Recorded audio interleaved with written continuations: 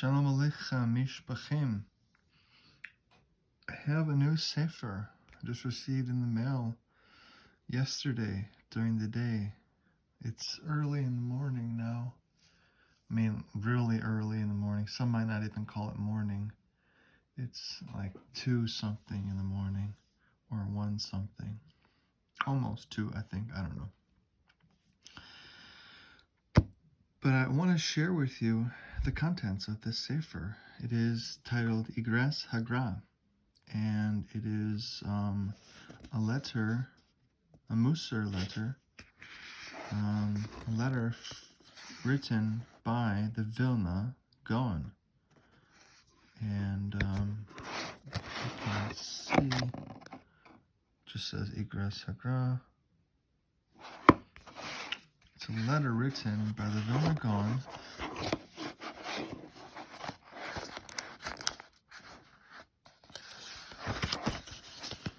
and that is what he looked like.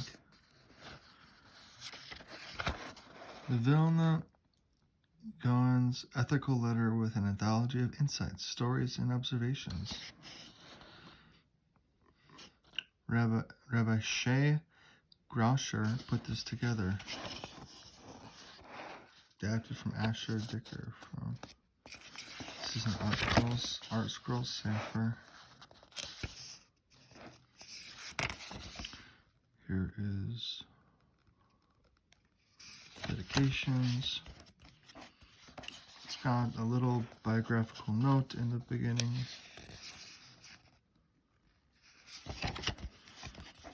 I'll begin with the introduction. May the heavens be happy and the earth be joyous at this great hour as I stand trembling and fearful, preparing to publish the fruit of years of labor, the Iggeres, the letter of our master, the Vilna Gaon, with explanations, insights, and brief anecdotes. Hashem granted me the zechus to travel several times to the kever of the Vilna Gaon, the grave site. May his merit protect me. And I read his letter there for the first time. At that time, its words penetrated into the depths of my heart like a sharp arrow, while at the same time infusing me with strength and an enthusiasm for life. Once I went to see the Rosh Yeshiva, the Gaon, Rabbi Aaron Leib Steinman, informing him that I had just returned from visiting the Graz Kever. He said to me, I did not know that young men had such wisdom to go to the Graz Kever.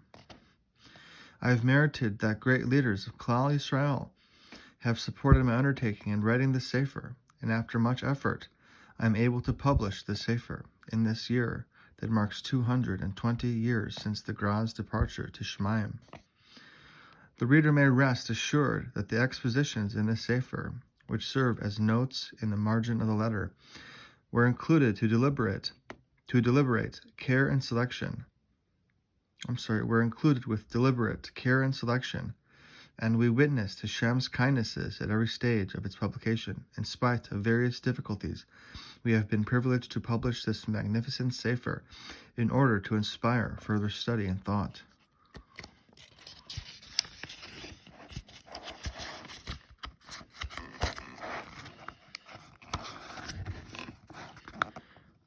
The letter's contents. Serve Hashem with fear and rejoice with trembling. Tehillim 2:11.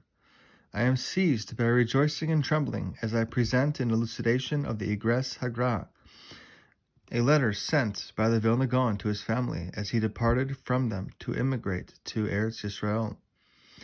On the one hand, we rejoice immeasurably over the extraordinary privilege to clarify the lessons of a tzaddik, and on the other hand, we tremble at the very mention of the holy name, the Gaon, and certainly with regard to conveying his Torah and his counsel.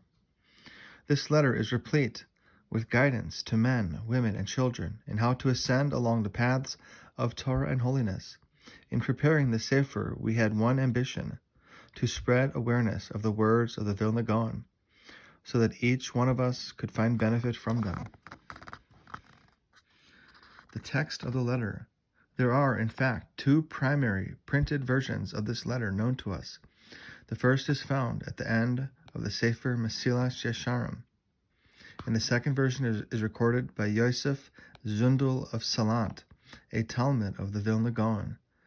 There is also a third lesser-known text known as the Aram Tzova version.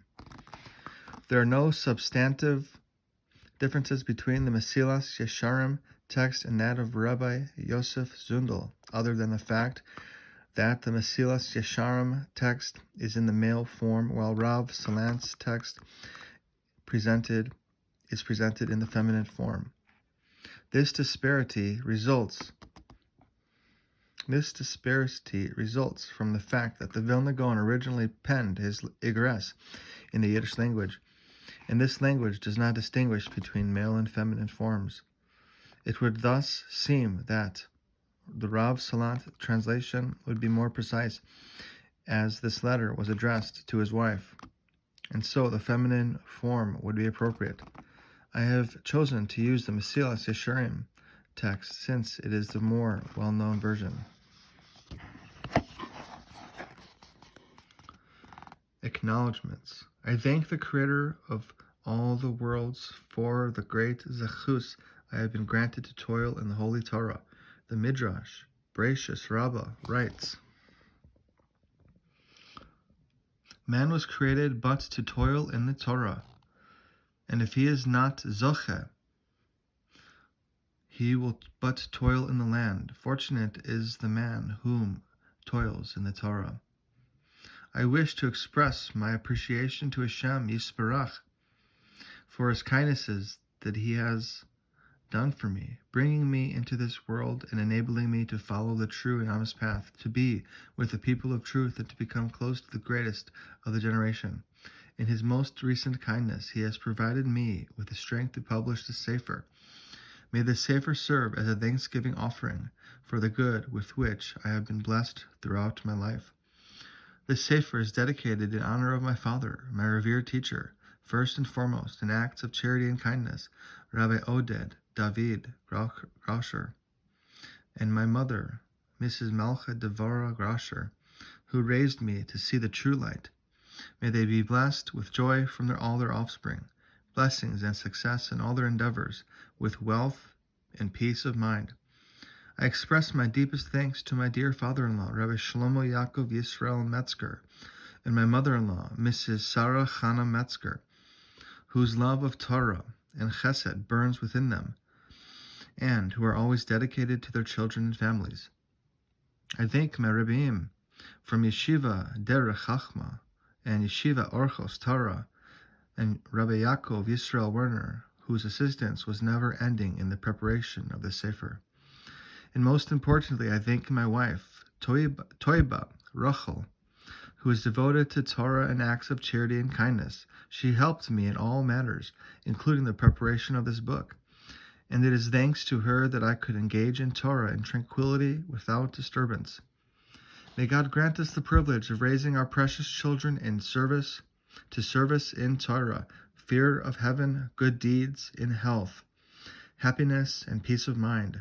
May the zechus of the Gaon, our master, Rabbi Eliyahu of Vilna, stand in good stead for me and my family. May Hashem not remove the Torah from my mouth and from the mouths of my children and future generations.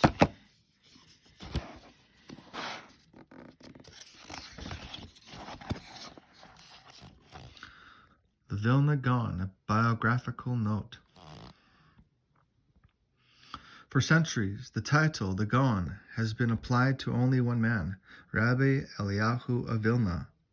Some people said he was as great as a Tana. His prime disciple, Rabbi Chaim of Velichin, said, perhaps he was as great as the Rashba, one of the leading Rishonim. All agreed that he was a giant from earlier generations. The Chazon Ish wrote about him. We relate to the Vilna Gaon as one of the links in the chain of Torah transmission from Mount Sinai. Moshe Rabbeinu, Ezra, Rabbeinu HaKadosh, Rav Ashi, and the Rambam, the Gaon. He is like one of the Rishonim. The levels he reached in Ruach HaKodesh, piety, understanding, exertion, and expertise in penetrating analysis of the entire Torah are unimaginable. Rabbi Eliyahu ben Shlomo Zalman, the Gaon of Vilna, was born on 15th Nisan, 5480, the year 1720.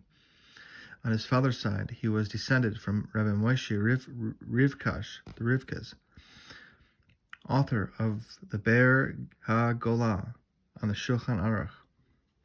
His genius was apparent when he was a very young child. He had memorized all of Tanakh when he was only 3.5. His intellect surpassed that of his teachers, except for a self-imposed period of exile and an aborted journey to Eretz Israel. He spent his entire life immersed in intense Torah study in Vilna, most of the time in his home.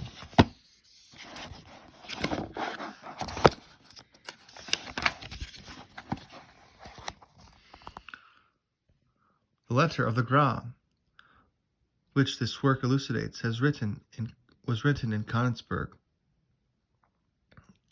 Germany, in the course of his journey to the Holy Land. He wrote it to his wife in Yiddish in order to guide and encourage his family while he was away. Its lessons are eternal, as relevant for us as they were for them. The Gaon lived very simply. He had no interest in the comforts of this world. He slept no more than half an hour at a time, long enough to refresh himself so that he could continue his learning. But he was always sensitive to the needs of others. His son, Rabbi Abraham, writes, "Out of his love and concern for us, he would soothe all of our pains and attend to all of our physical needs." Rabbi Abraham writes that his father would often give his last meal to the needy, and that he was especially zealous regarding the mitzvah of providing for poor brides. The Gaon never held any formal position, neither in the community nor in yeshiva. He had a number of disciples, but he taught them in his home. He would learn out loud, and scholars would discuss with him the subjects he was studying. Those people regarded themselves as his disciples, but he treated them like colleagues. The Gaon had very few students, but the greatest of them are significant to this day. Among them, Rabbi Chaim of Velitzin, the originator of the current yeshiva system, Rabbi Abraham Danzig, author of Chai Adam, and, of course, the Gaon's son, Rabbi Abraham. The Gaon's legacy is still alive. His written works, the teachings written by his disciples, and his method of analyzing while remaining true to the text. The Gaon of Vilna passed away in 55-58, the year 1798, but his teachings remain like the sun, enduring and bright. And that is the introduction to the letter of the Vilna Gaon to his family. Iggeres HaGra. Have a wonderful night. Laila Tov.